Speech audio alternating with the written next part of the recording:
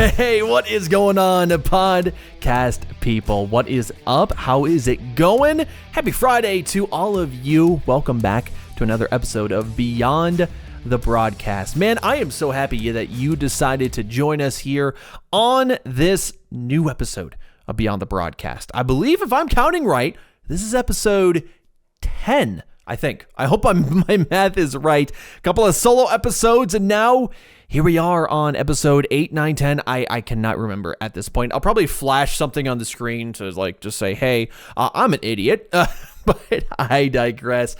So grateful that you are back here for another episode of Beyond the Broadcast. This is going to be such a fun episode. So if you have been enjoying this process so far, make sure you like this video or you like the episode you're listening to this on your preferred podcast platform. Leave a review, leave a rating, and of course, subscribe on the YouTube channel. That's where you get all the great video content that we produce.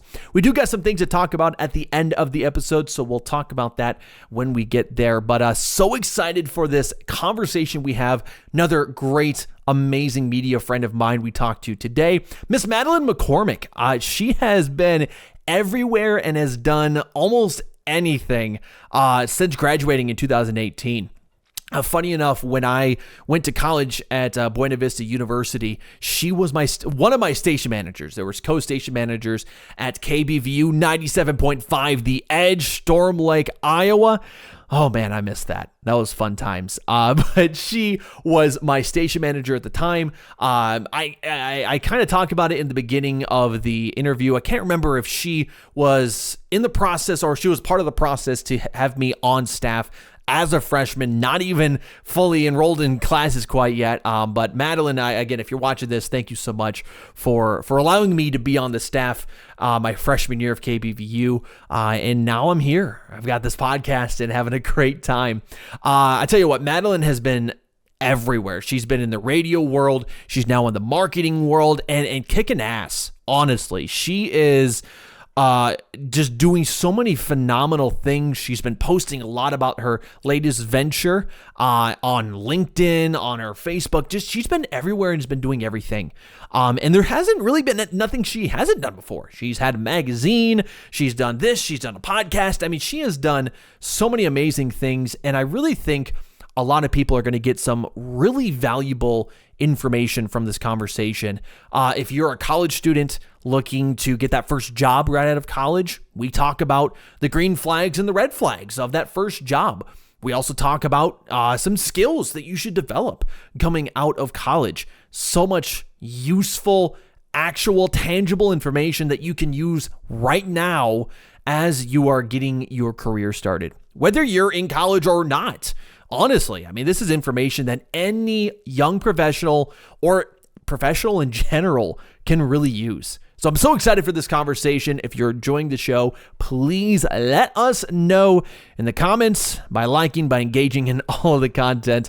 And let's get to it. This is our conversation Beyond the Broadcast with Miss Madeleine McCormick. I got another one of my awesome media friends I got the luxury to get to know throughout my time in college. This is Miss Madeleine McCormick. Madeleine, how are things going in the sunny state of California?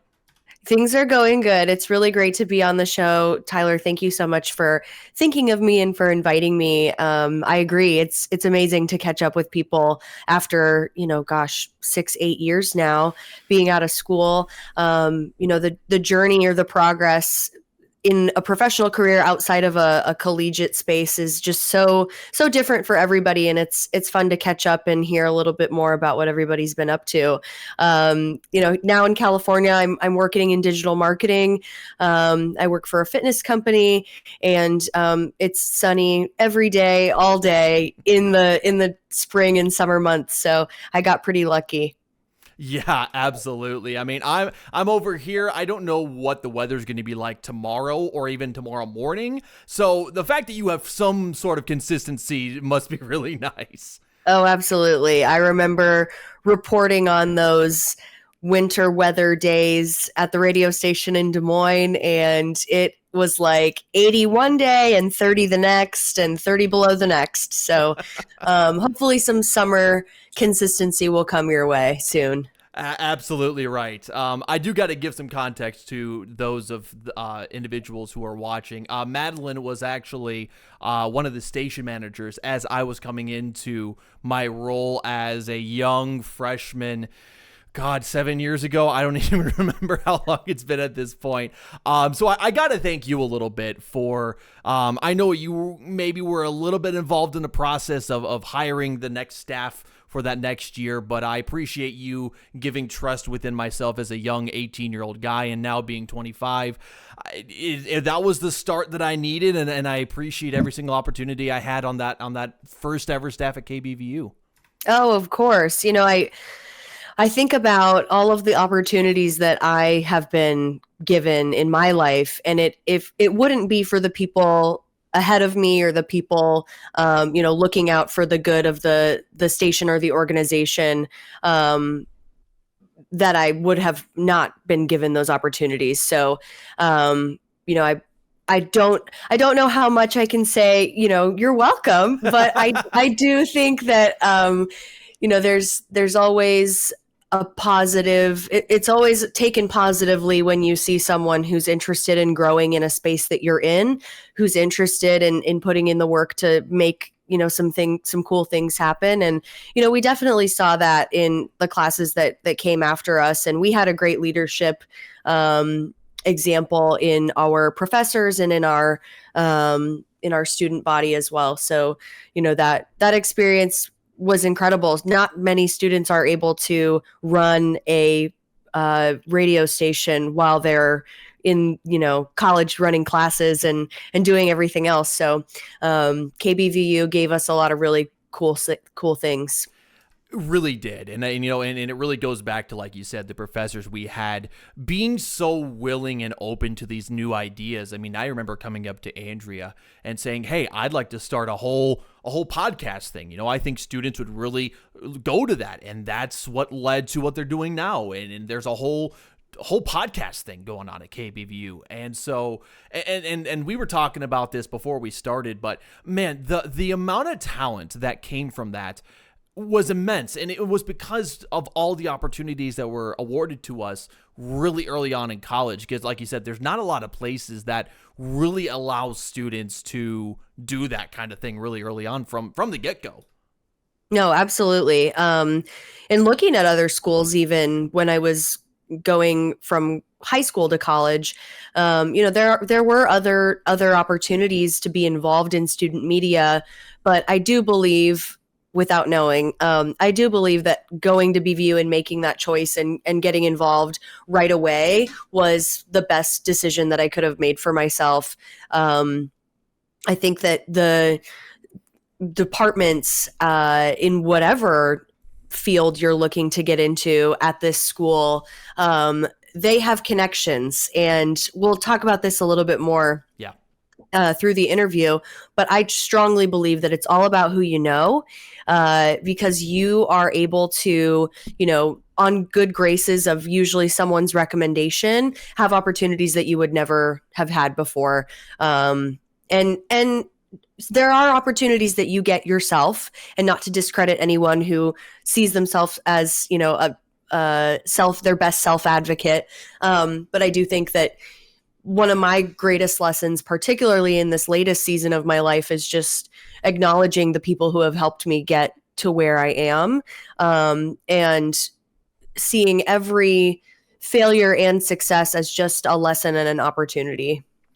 And that the funny thing is, the quote that I recently heard, and I don't know if it's going to be exactly off the top of my head, but it's clapping for others doesn't take away from your own success or what you've been awarded to. So it's you award others, you push for others, and you're going to see that same positive energy thrown right back at you at some point in the near future.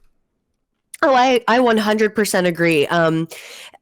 Just to lead us in that direction, and I'm sure you can kind of bring us back on base if you feel I'm out of bounds.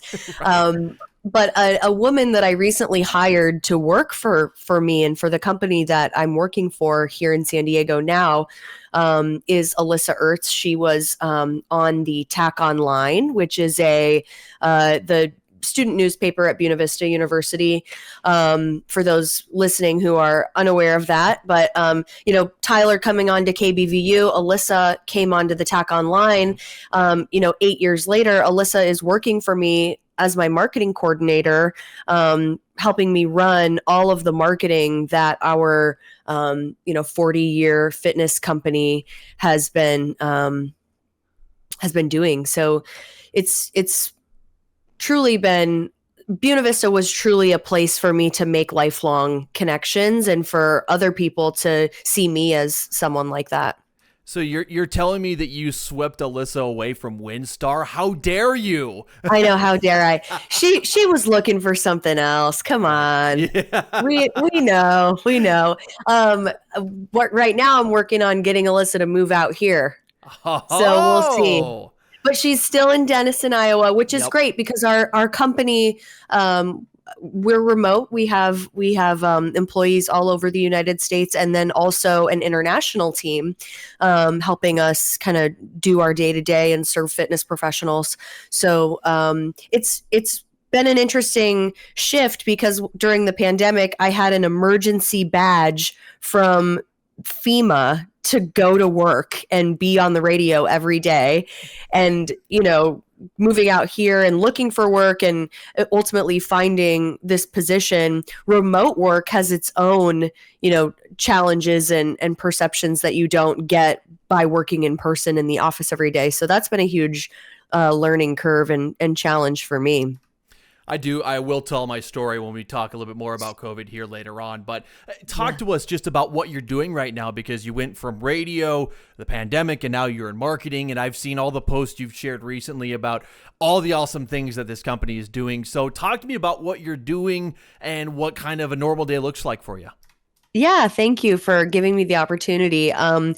So my first job, I'll back up even a little bit further. My first job out of school was in fitness. I moved to Chicago following graduation, and I walked into NPR on the Navy Pier, like reared up and ready to get hired. And they were like, great, we'll see.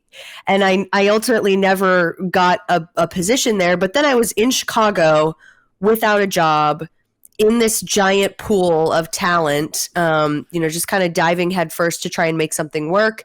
And my mom is a 30-year fitness educator. She's a global award-winning educator and author in the fitness industry.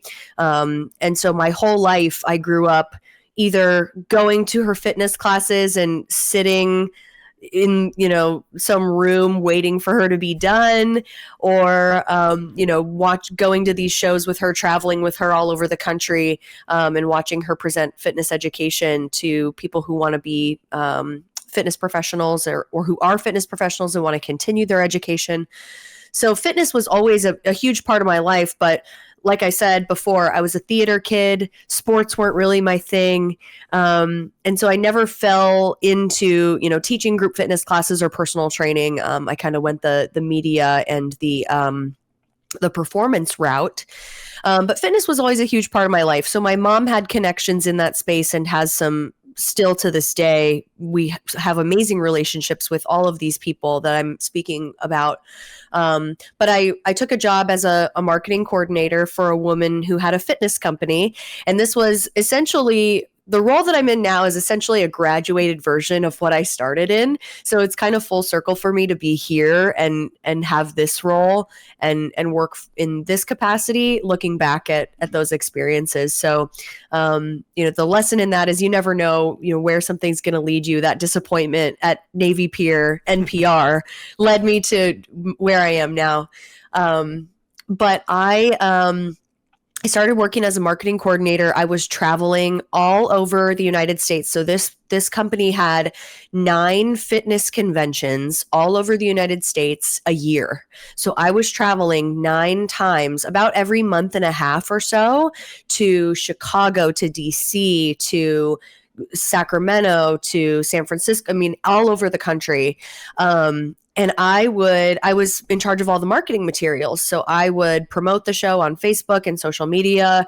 I would, kind of run some stuff behind the scenes. And then I would also stay up until like 3 a.m, hanging banners and like posting signage all over these hotels for the convention for that weekend. So being, 21, 22 years old and having this job that really required me to kind of step up in a lot of ways, I don't think I was really ready for it. And there were a lot of demands from my life that I wasn't ready to manage. I mean, when you get out of college, man, you're like, what is happening? They're like, here, swim. And everybody tells you that as you're like getting ready to graduate. But I don't think I took it very seriously. And we'll get to that later, kind of my personal growth through all of this. But I after that job, took a job just as an administrative assistant at a country club. I had some fun. And then I moved back home to Des Moines to take the job at iHeart Radio. I was ready to kind of transition back into using my degree and doing something that I wanted to see a career in, which is hilarious now that I'm sitting here talking about it. But I just think that it's truly all about the journey and just embracing where you are at every point in your life and not trying to force anything. I think setting goals are really important, but you never know where an opportunity might lead you and what kind of winding path you might go down to find what's truly a match for you. Today, I'm the digital marketing manager for IDEA Health and Fitness Association. As I mentioned, this is a 40-year organization rooted in fitness education, continuing education, and also the highest standard of excellence for fitness media in the world, arguably. The one thing the pandemic really taught our society, and I think the world, I could go as far to say, is that when we are not taking care of our health and when we are not empowering professionals to help inspire people to fitness and to help people see that fitness is for everyone, and we encounter some sort of global health pandemic, there's a conflict there because fitness was not seen as essential during that time. And gyms were closed and, this industry took billions of dollars of a hit. And I think that we're rebounding from that. But the bigger picture is just, what does your health cost? And as we look at, the trends in the industry and the growth, this is now a rebounding industry. But also there are initiatives of, individuals at the global level, almost on a United Nations style level, meeting to talk about, when we encounter global health crises, who do we look to for true health care? Because we can rely on the hospitals and the medical professionals for sick care. We can.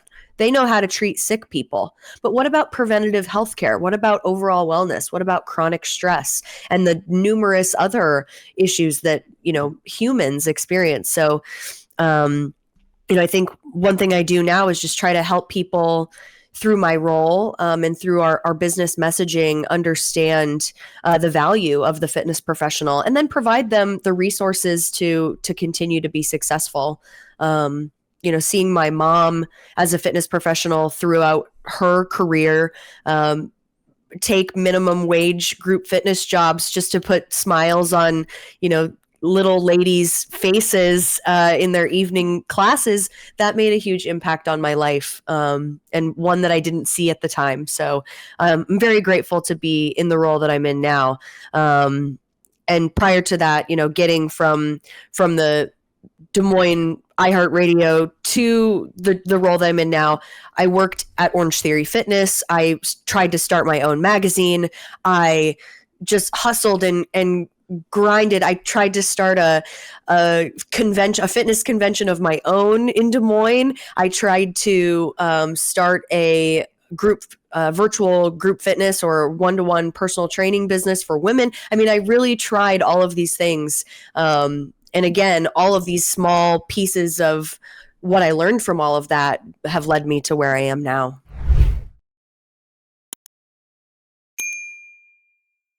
You know, I've known one side of you, and this was a long time ago at this point, of you and KBVU having fun, and now you're like this business woman kicking ass. It's such a cool transformation to see, though. I mean, it just all the people that I've had the fortune to surround myself with, it's so cool to see that change and to see the successes. I even Jake, one of my personal friends from college, you know him, Job Saunders, of course. You know, he went from, you know, he wanted to make music, struggling for a little bit, but now he's really found his place where he is and where he excels. And I think we can kind of attest to that. I mean, we were in such an interesting part of, we graduated and then here's a pandemic. Here's your adult life ready for you. Oh, but also you have a pandemic to worry about. So you mentioned it a little bit too. What was it like when that pandemic happened, March 2020? First of all, where were you? Because I think a lot of us now can identify where we were. Where were you, and how did your life change when that pandemic all started?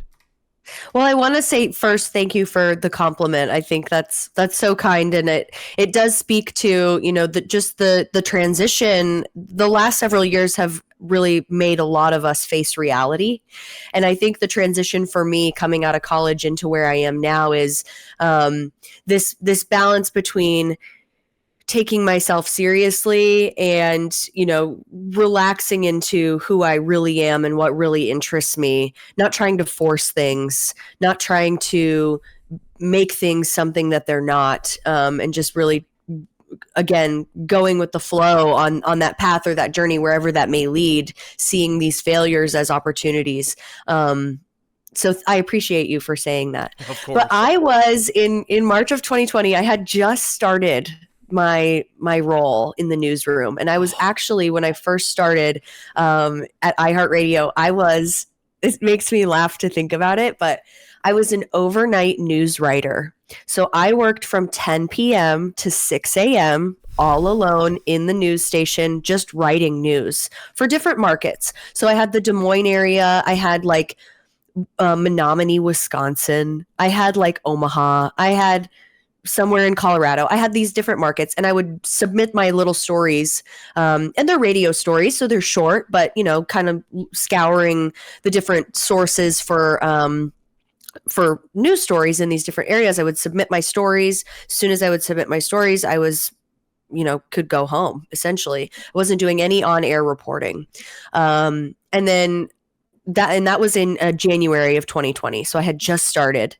And then February rolls around, and my news director at the time approached me with an anchor opportunity. So then I would take these news stories that I was writing, and I would actually anchor, and then it was a recorded anchoring, but you know, I would anchor from the Des Moines newsroom for the stories that I wrote in Wisconsin or Omaha, and they would get sent for broadcast.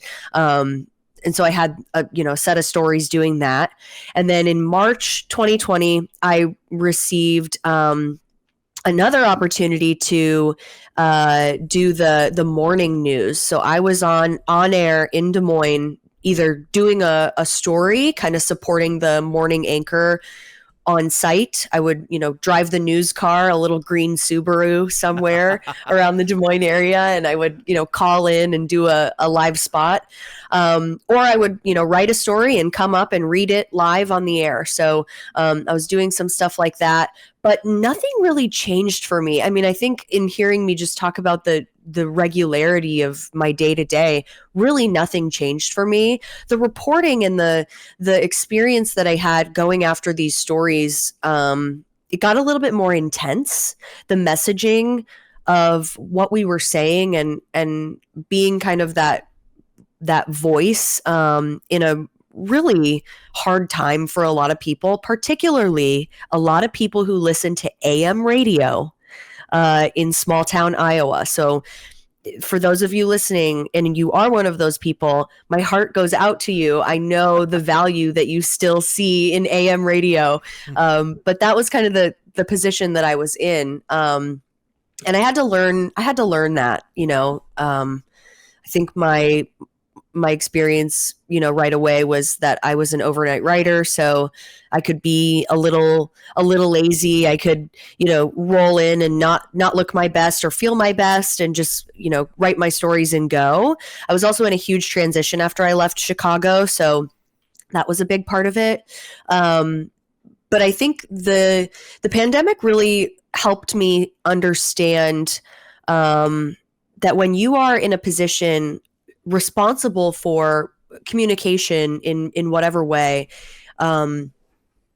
you need to be aware of your message, aware of the language that you're using, and one or two words can change the context of something completely. So that's a huge piece of that role and that time in my life that I've taken into marketing today, because there's all these memes and jokes around certain things in marketing, but one of them I see a lot is like, should we use this word or this word? And it's basically the same word, but they're like, arguing about it. And you don't understand that if you're not in marketing or if you're not in media. So I think that just, being cautious and caring, that's really the bottom line is really caring for the people on the other end hearing you, and taking what they would hope to get from you into consideration. I'm going to freak you out here because Okay. I reacted a certain way because this is freaky. Number one, I'll tell you the story of how when I learned about the pandemic. So I remember I was in Washington, Iowa, which is just south of Iowa City, and I was working out, and I remember the TV was on and it was playing the was it Jazz Mavericks? Whatever game it was, whatever NBA game had gotten suspended. It was on the TV. I remember watching it, NBA season suspended. And I kind of go home and it's this weird, like, okay, what happens next? Because it's kind of that anticipation of what happens next after that. And of course, that was the first domino to fall. Second thing of this, this is the weirdest similarity. So you started that job January 2020. You were in news. Funny enough, my first job out of college, I graduated December 2019. I started my first job out of college January 2020 in radio news. Oh my gosh. And everything you're saying is exactly what had happened, because I mean, I think our jobs are similar. Like we're still going to work at the same time. I think you had a little bit more high level access you needed to get into places. But yeah, I mean, the job was still the same, but it was so much different because of the way you said the communication skills had to be there, and you had to triple check and quadruple check things, especially when you're doing stories on COVID, which was every single day. If there was an outbreak somewhere, if there was this or is that, you had to be so careful about how you worded things. And again, same with my job. I mean, you have to be so careful about how you word things and how you phrase things. I take, for example, when our team had to handle the shooting that happened at the Super Bowl parade. It was a trustee whose sister had actually passed away. She's the one who passed away.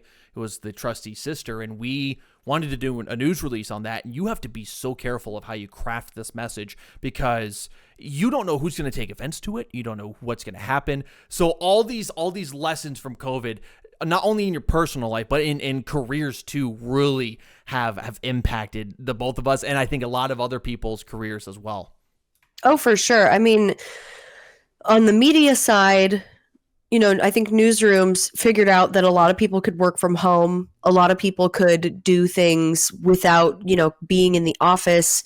On the fitness side, for me, people realized that you could do virtual training. You could work out from home. You could purchase weights at Walmart and still be active. But I think that and that was important for the time. That was probably necessary for the time. But I think that the bounce back is still coming on, and it needs to be strong. And I don't think people are really ready for that yet.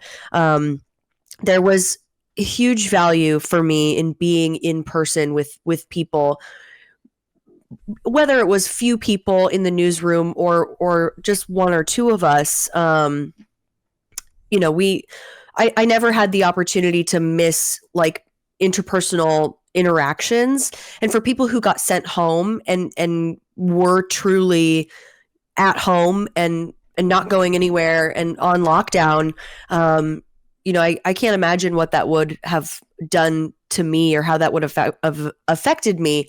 And I think about students a lot too, because now those students who had to do school during the pandemic are entering the workforce, and they lack those interpersonal skills because they have done everything as we are right now, you know, online. And you can't read tone or body language. One thing we're doing in the office now, we have like a small office in Sorrento Valley here in San Diego.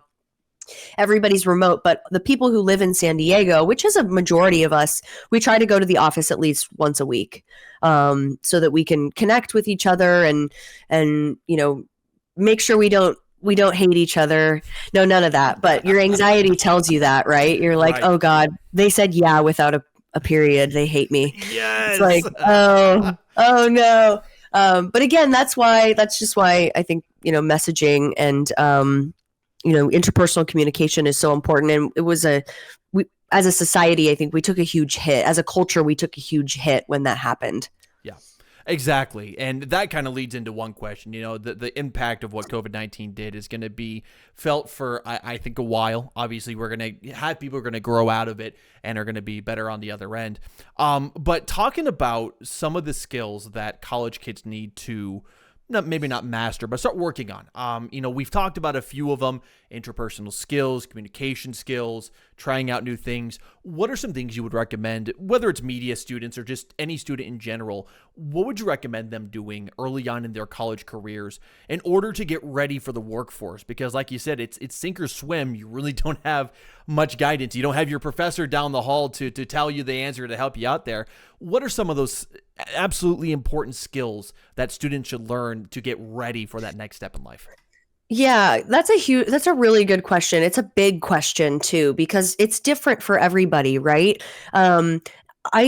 I think the biggest lesson that I had to learn coming out of college into the real world was that, and especially going to a school, I'd like to focus on for a moment. We went to a small school. So even if you were a big fish at a small school or you were making waves at your small school, it was still a small school. It's a small talent pool. However great, it's still a small talent pool. You drop yourself into a city like Chicago or Los Angeles or DC, wherever it might be, you're still, however talented, you're a small fish in an even bigger pond. And I think a big lesson for me, and kind of harkening back to, like, you know, I started to maybe take myself a little bit more seriously in some aspects and take myself less seriously in other aspects. You know, a big reality check for me was like, I have a big ego.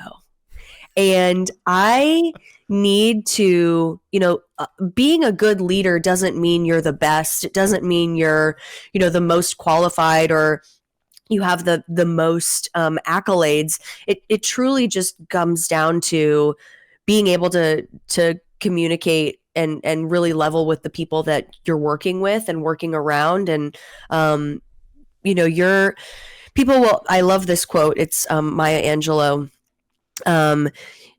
People will forget what you said, but they'll never forget how you made them feel.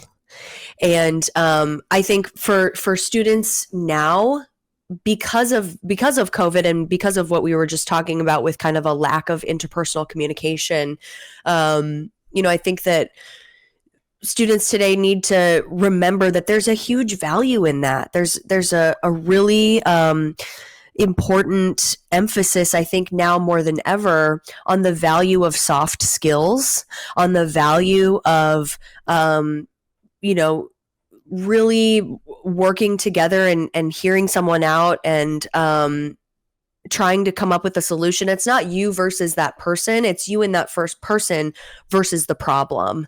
And so I would, you know, entering the workforce today, get really good at creating teams, at being a team player. One thing theater never really taught me, but in the end, I guess it did, was that you need to be a team player. In theater, it's a lot about like this role, you focus on your role. You don't focus necessarily on the group element all the time. In sports, you get that so much more. It's all about the team, which was the turnoff for me growing up. Like I've always been very independent and felt a little bit on the outside of maybe some of my peer groups. But sports and athletics and fitness, they require a team. And, you need people. You need people to help you, and you need people who are going to mention your name in a room full of opportunities. And if you are all about you and what you can do for yourself, you're not going to go as far as fast than you could with a team. So I would definitely say, let your ego go to the wayside, build a team, be a part of a team, and be a team player. Because ultimately, whatever you're building isn't about you. It's about, the fulfillment of whatever goal is outside of you. So that would probably be my biggest piece of advice.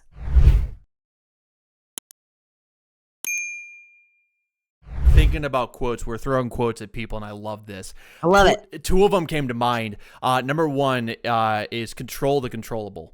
So you control what's in your own reach, and you don't worry about what you can't control. That's just you control the controllable.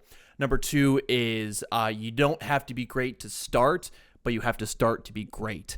So whether it's something you want to do on your side by yourself, outside of class, or it's this or that, you don't have to be an expert to start something awesome. Every single the road of 1,000 steps, or the journey of 1,000 steps, start with the first step.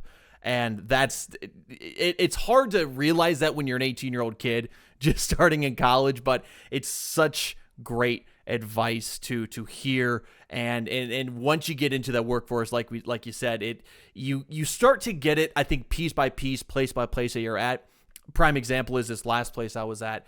I really wanted to put an emphasis on video content creation, because there's not a lot of radio stations in Iowa that are doing that, or even have someone who knows what they're doing in that aspect. And I said, there's a real market for us to make money, not just me, us, the company, the people, because you do good things for whomever you're working for, and they're going to speak well about you. And we built, I to this day stand firm on this, we built probably one of the best video things ever in any radio station. I mean, we had, I think, 6 people down at the state track championships in Des Moines this past year, and even the Iowa High School Athletic Association was blown away about what we could do. And it all started with this one decision I made a year and a half, 2 years ago, to not only better myself, but to also better those around me. And again, it goes back to clapping for others doesn't take away from what you've done. No, absolutely not. And two, one thing you said about, being 18 years old and going into college, there are so many distractions. There's so many things that you want to try and get in front of and get your hands on. And I say do all of those things while you're in college.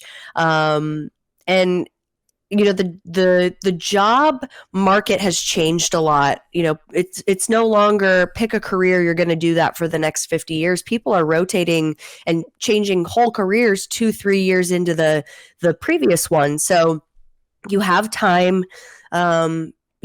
be good to other people, do right by people. And when you don't do right by people, take that as a lesson, get real with yourself.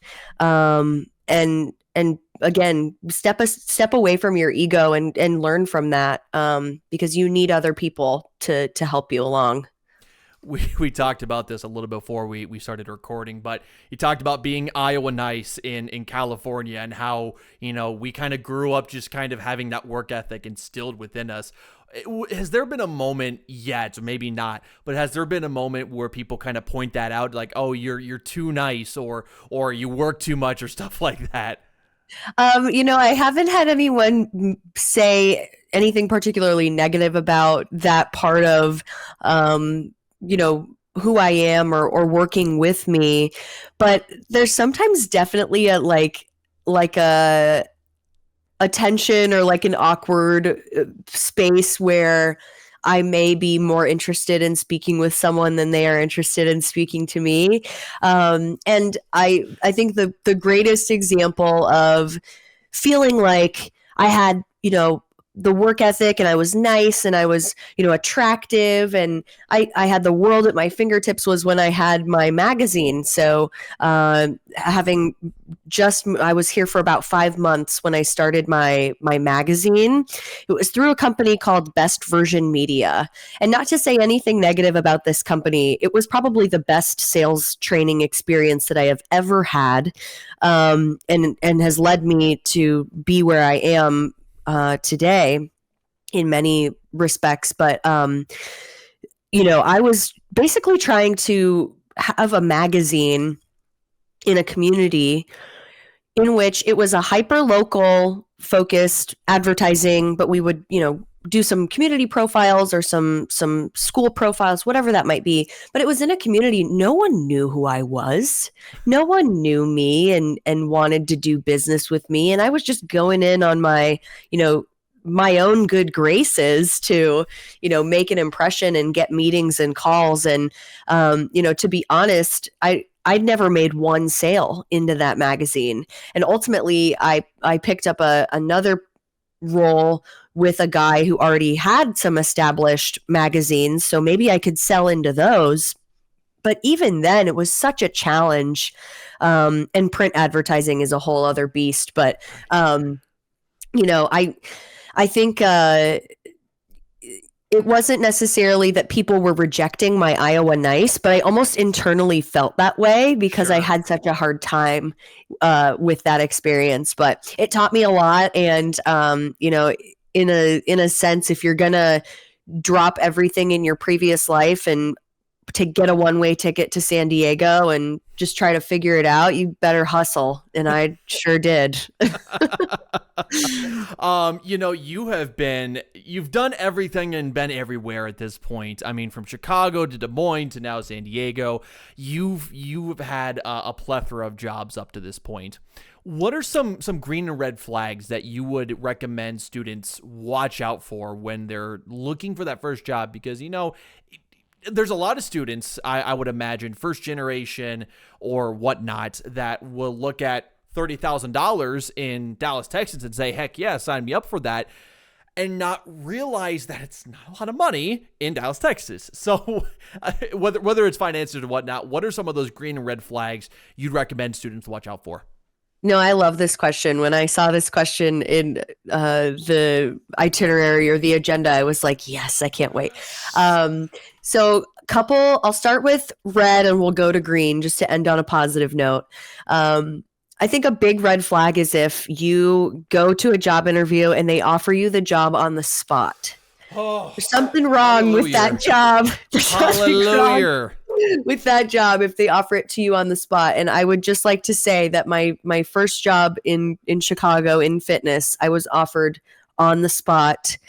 I was starting I got the interview on like a Friday. I started on Monday, and it was like a whirlwind of the next 10 months. And I have lots of positive things to say, but I have a few not so great things to say as well about that role and just the environment that I was in. But don't take a job if they offer it to you on the spot. At least put it back on them and say, I need to think about it. Yeah. Even if you're not looking, but just give it some time to sink in. And then I think I agree. The second red flag is if they're unwilling to work with you on what you're expecting to be paid. What you think that your value is or what your worth is. And I think it's not more important, but it's really important for young women to advocate for themselves and to feel like they can say, that's not enough, or, it's not going to work for me, because you're no longer in a position to be relying on anyone else to support you. And I think it's a big lesson that I had to learn as well. While I've gotten to where I am because I have immense support from the people around me, there's also a huge part of me that's still growing through being financially independent, being sufficient on my own. And I think the earlier that you can look at reality and say, okay, big picture, here are my bills, here are my student loans, here's what I am obligated to and what my responsibilities are. I want to live comfortably in X way. Here's the amount that I'm going to need to make that happen. I also don't think it's the responsibility of your primary employer to be your only employer. Get a side hustle, get a second job. Teaching fitness classes is a really good one. It's super easy to get certified and it's fun. But it's, if they're unwilling to budge, look, and that's a role that you really want, take it. But look for something that's still going to fill your cup in that way, financially and spiritually or emotionally, whatever that might be. Green flags for a job. I think a huge green flag for a job is if they take their time with you, and not in a way where they're dragging it out and making you wait months and months. But if you have 1, 2, or 3 interviews and they need a week to think it over, give them that time, because you've already made it through 3 interviews. They're not going to, unless they are only down to 1 or 2 candidates, the right role is going to let you down easy or give you the role after that much time with you. But let them take their time and take your time as well. Read the fine print, look at the contract, have someone else look at the contract.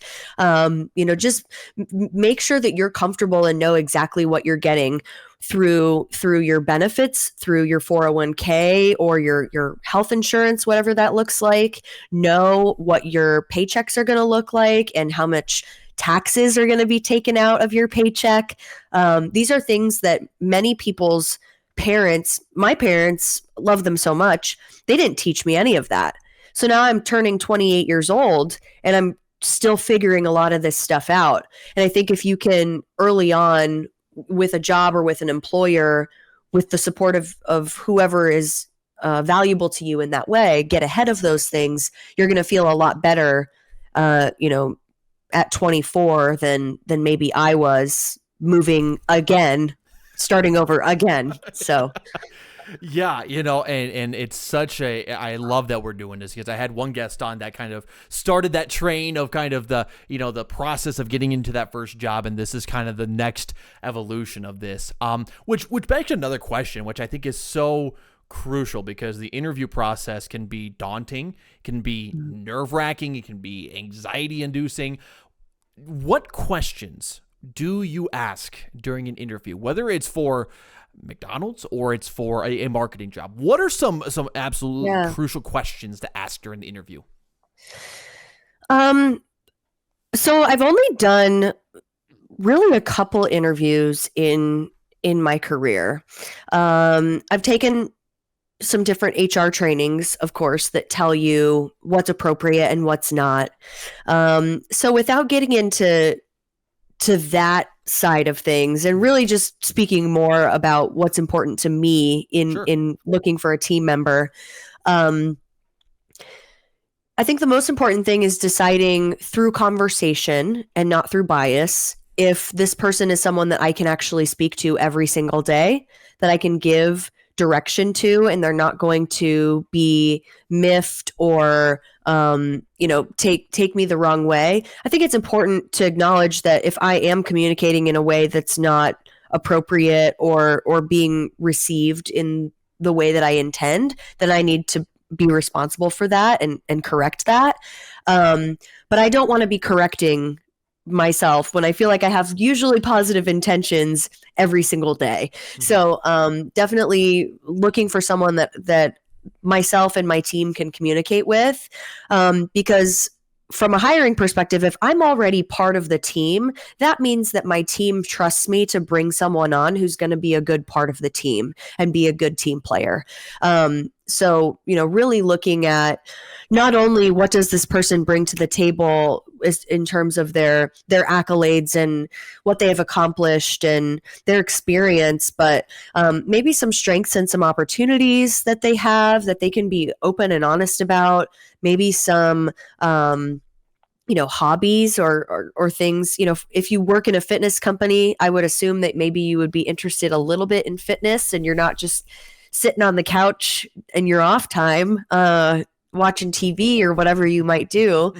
And two, just having a sense of who they are from our initial conversations. And that's why I think it's so important for companies to really take their time with candidates, get to know this person, because it's like dating, right? Like if you just jump right into it and you're like, I know that this is the right thing, and then later on down the line you figure out that it's not, that's kind of a huge disappointment. But you set yourself up for that. You did that to you. So don't let a company do that to you and then, maybe have a bad dating life and have a bad work life. I don't know what that would look like, but I would assume that in any respect, you'd want to just make sure that company is right for you. They're going to take care of you because you're going to give them your best. So if you're going to give them your best, they better be given their best back. Yeah, and I especially think those college students who get out into the world, it's either one of two things. Either wonder like, oh, this is a job, I can go get another one at some point, it's whatever. But I think there is a large pool too that has this, I have to give my loyalty to them. I have to give them my entire life signed, dotted on the line. I have to stay with this company for X amount of years and then I can go here. What do you say to that effect? Is it, do you have to stay at a certain place for so long? Because I know there's a lot of companies, especially in marketing, that, you need that kind of experience. So, do you count the college experience too? If, you only stayed at a place for a year, what do you kind of say to those candidates like that? I don't think so. I've had a lot of different roles, and like you so eloquently put, I've kind of done everything and lived everywhere at this point. And I think that it's important to stay on the same trajectory. Anytime that I've had a role, it's always been somewhat media related. If it was fitness related, it was still in the capacity of having a podcast or running a virtual training business or, doing some sort of events marketing, whatever that looks like. I stayed on my media and performance track, which was actually my track when I was at Buena Vista. Hey. So I think that's important. Don't take a job unless you have to. It's okay if you have to. Don't take a job at McDonald's if you have a college degree and you are, a performing artist or whatever you are. Really have the gumption, the moxie, as Andrea would so lovely. She would give me that Yes. all the time. The moxie. Have that courage to take that risk and go after what you really want. Don't sell yourself short and just take a job to have a job. If you need to take a job to have a job and pay some bills, I'm all for it. Hustle, do what you need to do, but don't give up on what you are interested in and what you want for yourself. I've had some ebbs and flows with that in and out of my roles. But I think that it's been really valuable for me to stay on track with what it is that I was after, because every experience that I've had so far has played a part in where I'm at now. And I never would have expected that 10 years ago. So Exactly. I mean, I remember my first job out of college, 10 months in, I left and I'm like, I don't know what's going to happen after this. Am I not going to be looked at highly? And, here I am down in Kansas City, and it's all these little things that led up to this point, and you never know where life's going to take you, and it all starts with building that network of people that are going to kind of say, yep, this guy can do this gal can do this, and you never know. You never know where life's going to take you. Oh my gosh, or the people that you're going to meet. Yes. I have met so many amazing people along the way, and a lot of people who have taught me some really important lessons about who I am and what I will and will not tolerate, personally or professionally. So, I think just being present and being open to whatever opportunity may be for you, that's the beautiful part of the journey. It seems super cliche to say, like, it truly is not about the destination. It's all about what's along the path to getting there. But there's so much truth in that, because we can get so wrapped up in our day to day that we forget about all of the experiences or the things that have led you to where you are. And I think there's just, I at least have such an immense gratitude for all of the things that I've done and the people that I've met along the way.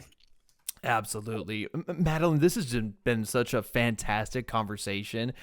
I'm so glad I got 50 plus minutes out of you, and I appreciate you just sharing your wisdom, sharing what you've been up to. And speaking of that, what do you got coming up? What's coming up in Idea Fitness?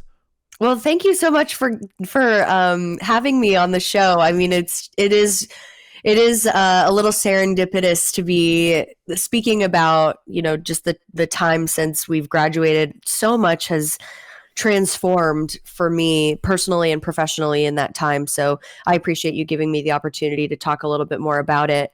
Idea Health and Fitness Association is hosting our 2024 Idea World Fitness Convention, Health and Fitness Convention in Los Angeles, California, July 10th through 14th. This is a 4-day fitness education extravaganza in which we are doing a continuing education for fitness professionals in every track. So if you train athletes, if you have a Pilates specialty, if you have a dance fitness specialty, whatever it might be, bring your tribe, bring your people for this 4-day convention.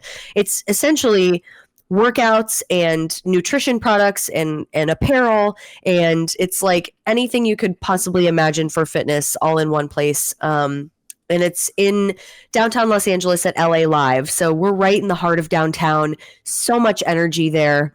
As much as we previously spoke about Los Angeles and the Wild West that it is, downtown LA for those 4 days is truly a magical experience. And we're so looking forward to being there this summer. Oh, God, it's going to be awesome. I mean, I'm assuming you're going to be posting like a ton of photos on your LinkedIn and Facebook and everything. We will be everywhere. And Tyler, this year we are doing something really special. I'm not sure if you're familiar with Jack and Elaine LaLanne. Jack LaLanne for like 40 years had the longest running fitness show on public television, and they are now making movies and documentaries about him. And I'm sure that the press on that will kind of inform you later on to his legacy. But the LaLanne family have always been very close to Idea. And this year we will be honoring Elaine LaLanne. Jack has passed, but we will be honoring Elaine with a Jumping Jacks challenge. So we are attempting to break the world record for most simultaneous jumping jacks performance of these jumping jacks in one area. Oh, the last record was broken in Poland in 2019. There was like 2,100 people. So we're hoping to break that record. We're hoping to bring some special guests, some famous fitness friends to help us ring that in. So stay tuned for all of that, because if you're a fitness professional and you are looking for, an opportunity to just be a part of something really cool and make history, we would love to have you there. Oh man, that's gonna be so cool. So I'm Yeah. gonna wait to see either one or two things. Either one, if that record is broken, I'll hear about it, or two, if there's a minor earthquake in Los Angeles County, I'll probably hear about it too. Yep. Yes, that could happen. I suppose that could happen. That's funny. I tell you what, Madeleine, this has been so fantastic. I don't know how often you come back to Iowa, but at some point we need to make it back. Everyone in that KBVU group, we all need to get back together at some point. I 100% agree. I would love to do another, maybe not, but I would love to say that I would like to do another station lock-in where we are not allowed to leave. Poor Tanner Hoops, he was like totally sleeping against the wall Oh at my like gosh. 3:30 in the morning. That poor kid. I felt I so bad know. for him. I remember that. That was my first ever interaction with any of you, and we were all Oh locked yeah. in for 24 That hours. was your freshman year. We were Yeah. like, you're not leaving. and I remember it just, that was a Saturday, I think, and then Sunday I slept all day. Yeah. Yep. That But was fun. You know, we got to know each other pretty quick. I tell you what. We did. We had a great staff during that time. So And it only led to amazing things. Of course, back-to-back station of the year. I mean, it was awesome. it was awesome. We Oh, really man. did well. I tell you what, Madeleine, thank you so much for sharing your wisdom. You hopefully are motivating the next generation of fitness stars, marketing stars, whoever it might be. So I appreciate your time, and thanks for so much for being on. Yep. Of course, Tyler. Thank you for having me. My goodness, what a conversation with Miss Madeleine McCormick. Madeleine, if you are listening, thank you once again for all the kind words, the awesome bits of information you were able to give. I really think a lot of people are going to get a ton of useful information from this episode. So Madeleine, again, thank you so much for spending some time with us here on Beyond the Broadcast. Now, I know I said in the beginning I had something I wanted to talk about before we end the show, and it's not a decision I wanted to make, but it's honestly the decision that I had to make. I will be stepping away from podcasting for a while. Not too sure how long that while is, but the biggest reason I'm taking this leave from the podcast, even though it's really just getting started, I am really taking a hold on my mental health.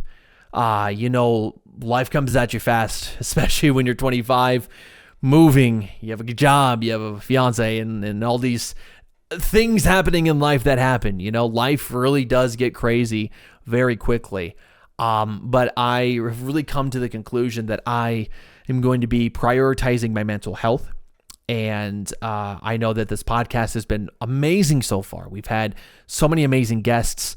I had some lined up, as you've heard in the last episode. But it has really been hard to prioritize the podcast and to put in my best effort into the podcast. My current job is in marketing, which is not too far off to what I'm doing now. So, I go to work and I do social media marketing, and I come home and I do stuff for the podcast. So, it's really been hard to balance both of these things at once. So, the easiest decision right now is to step away from the podcast. Not going to delete anything up the YouTube channel. These are going to probably stay up as an archive of sorts for myself. And who knows, maybe in the future I will get back into it and I'll enjoy it and we'll have more guests on. But for the time being, I think it's time to say goodbye for now. And until next time, we will hopefully cross paths once again. So, I appreciate all of you for tuning in to Beyond the Broadcast. To all of my guests that I've had on so far, thank you so much for spending time with me, believing in what I'm doing, believing in this podcast that I started off a whim, essentially. This is something that I've missed a little bit. It's a little bit different than what I did in radio, but I truly have enjoyed what I've done with this podcast so far. All of the interviews I've done, all the people I've been able to meet, all the people I've been able to catch up with, including Madeleine. It's been a really, really cool thing. But for right now, I'm putting a big focus on my mental health, and I just have to make this decision and step away for who knows how long, honestly. So not going to ramble on for too long, but I just want to say thank you so much for joining me on this journey. What has been, I think 2 months, February, March. I think we did February and March.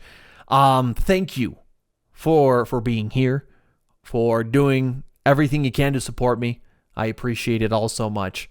And if you want to keep following me, you definitely can. A lot of my personal accounts are at the Tyler Bruner. My last name, BRUNNER. So if you want to follow me there, I post a lot of pro wrestling content. So you can definitely follow me on those accounts if you wish. But this is goodbye for now, but not forever, is what I say. I never say never in life. I never say never to a new opportunity to try new things and to become uncomfortable. I've done a little bit of each here, but it's not goodbye forever, just goodbye for now. So to all of you, once again, for the third time, as I repeat myself, as I always do, thank you so much for enjoying Beyond the Broadcast. Thank you for following me on this crazy journey, and I hope to see you down the road at some point. Be good, be amazing, be awesome. Do your best. I believe in you. And if no one has told you yet today, I'm proud of you. Thank you so much for joining me on this journey. My name is Tyler Bruner. This has been Beyond the Broadcast. And hopefully sometime down the road, we will see you later.